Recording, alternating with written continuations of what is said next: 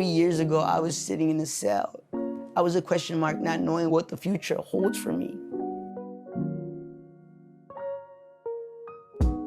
For me, walking through Long Beach with my son, looking over and seeing this person, there's no denying the fact that 18 and a half years have passed, and it's as if my life has been fast-forwarded because of the actions that I had committed as a kid. I grew up on the east side of Long Beach in the 80s and 90s, and it was tough. It's crazy to see this spot again.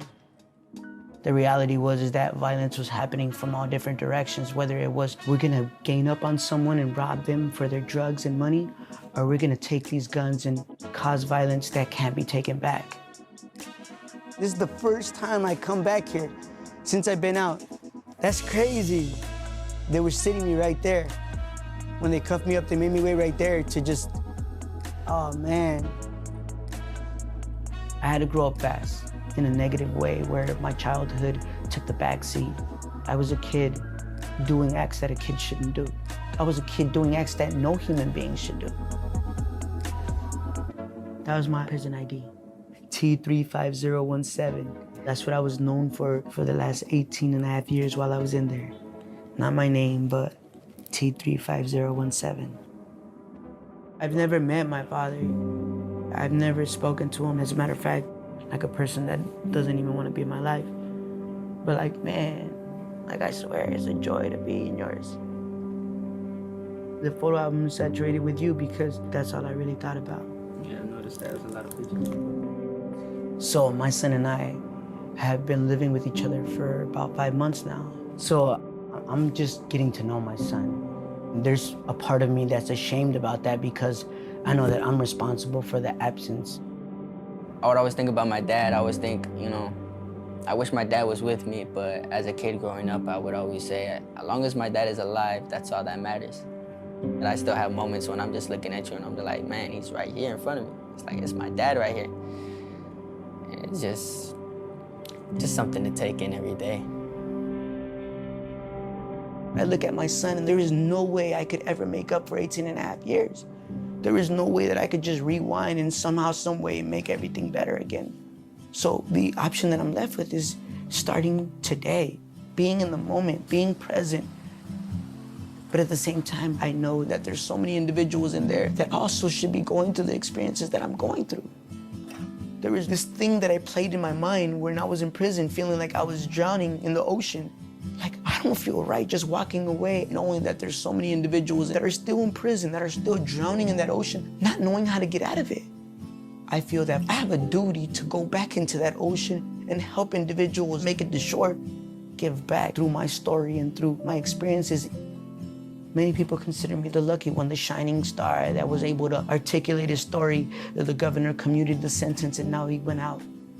But I can't forget the individuals that are still in there. We're about to go talk to Scott Budnick.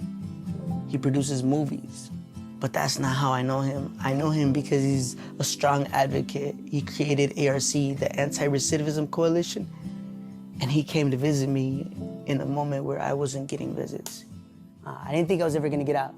The governor was constantly talking about and reminding me of how I wasn't gonna get out. I think Gray Davis said the only way you're getting out is in a pine box. Yes. And I'm free and I'm grateful for that. You played a very integral part in this. I played a little part. You played the integral part. I could throw names to the governor all the time, but I have to have all the evidence that backs up what I'm trying to achieve. And you had gone years and years and years without getting into any trouble and helped people and mentored people and changed your life in a place that actually breaks a lot of people. I appreciate that, my boy. But I really do want to start off by, tell us a little bit about yourself. I just gotta show you love real quick because I love that I'm just sitting here with you right now, bro. Yeah, so when I went into juvenile hall for my first time, I met 14-year-olds like this kid, David, and I asked him, how was your week? And he said, it was a real bad week. I just got sentenced to 300 years to life. And I'm sitting in there and not only do I have white privilege, but I have movie producer privilege. And I knew if that was my kid, he would have the best lawyer in Los Angeles. He would be bailed out before he spent a night in jail.